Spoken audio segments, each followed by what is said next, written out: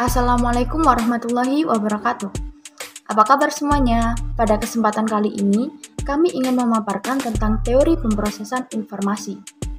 Teori pemrosesan informasi atau Information Processing Theory memandang bahwa aspek lingkungan memegang peranan penting dalam proses pembelajaran. Nah, teori ini memandang belajar sebagai upaya untuk memperoleh, memproses, dan menyimpan memori melalui short-term memory atau memori jangka pendek dan long-term memory atau memori jangka panjang. Dalam kaitannya dengan teori pemrosesan informasi, di sini kami ingin menjelaskan 3 komponen penting. Yang pertama yakni perhatian atau atensi, yang kedua memori atau ingatan, dan yang ketiga adalah metakognisi. Perhatian atau atensi. Sebelum saya menjelaskan apa sih itu perhatian atau atensi, kita perlu mengetahui apa itu memperhatikan. Memperhatikan adalah upaya pemilihan informasi tertentu dan halangan terhadap informasi lainnya.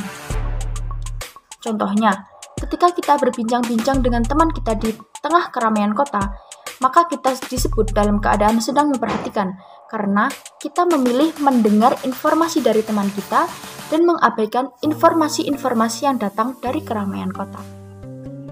Lalu, apa sih ciri-ciri dari perhatian? Yang pertama adalah menyadari adanya rangsangan. Yang kedua, mengarahkan indera kepada rangsangan. Yang ketiga, memfokuskan pikiran kepada rangsangan.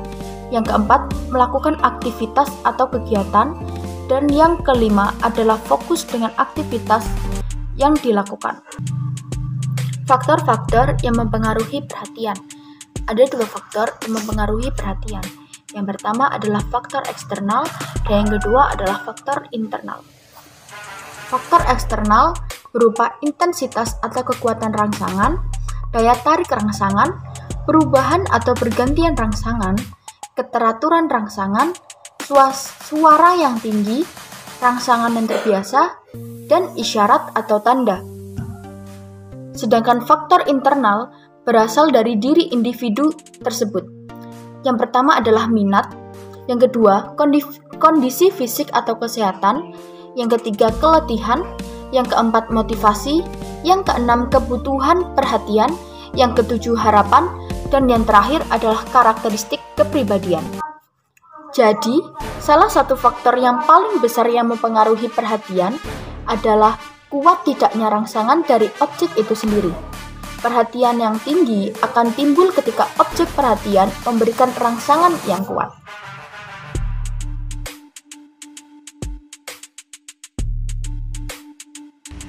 Assalamualaikum warahmatullahi wabarakatuh. Saya Eki Cahyaningrum akan menjelaskan tentang materi ingatan.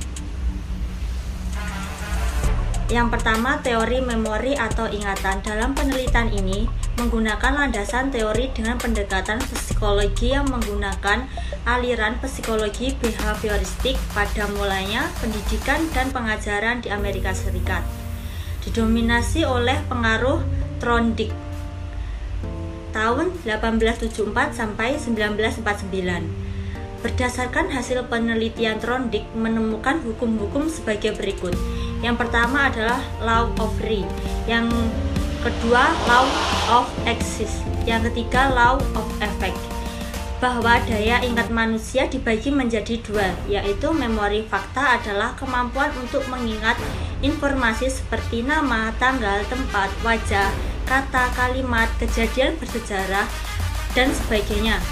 Yang kedua, memori keterampilan adalah bukan sebagai suatu usaha untuk mengingat, tetapi hasil latihan berulang-ulang. Misalnya, seorang pemain tenis dengan segera ingat kembali serinya.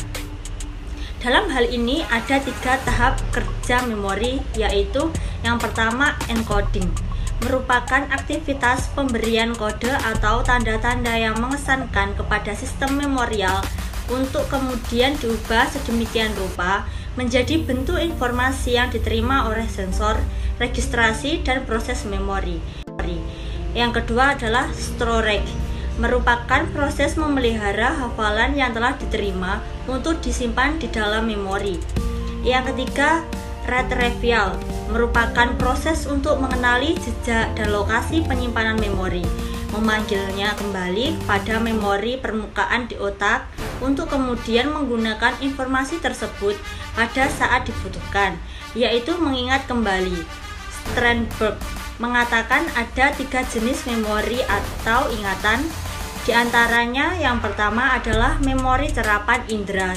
Tempat penyimpanan serapan indera yaitu kemampuan memori menyimpan sejumlah informasi indera yang relatif terbatas untuk periode yang sangat singkat. Yang kedua, memori jangka pendek.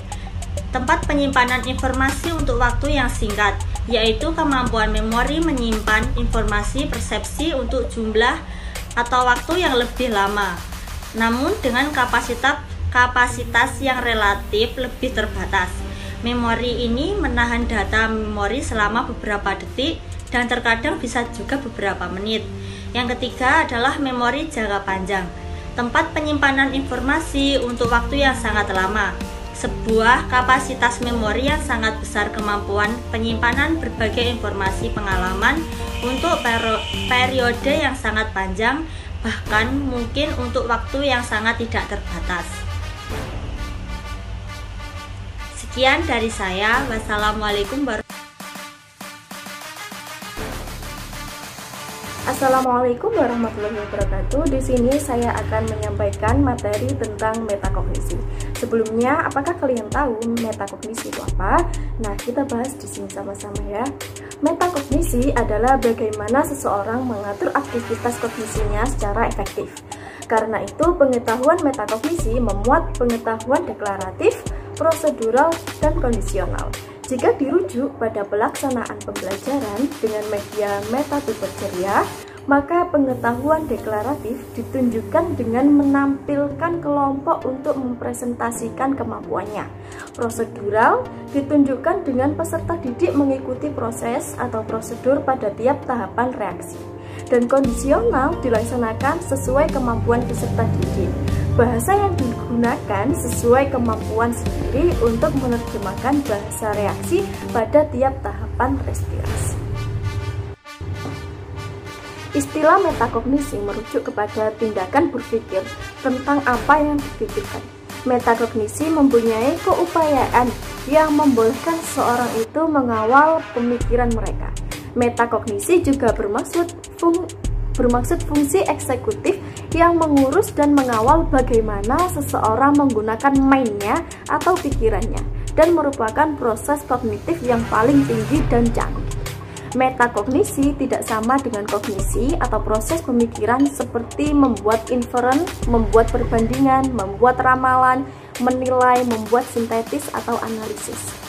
Metakognisi adalah satu-satu kebolehan di mana individu berdiri di luar kepala dan coba mengesan cara dia berpikir atau mengesan proses kognitif yang dilakukan. Beberapa para ahli juga mengemukakan tentang metakognitif ini.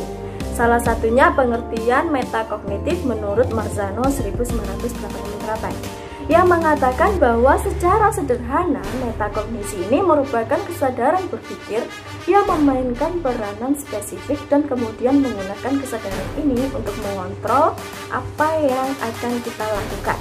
Marzano sendiri membagi metakognisi ini ke dalam 2 aspek utama, yakni yang pertama pengetahuan dan kontrol diri, dan yang kedua pengetahuan dan kontrol proses.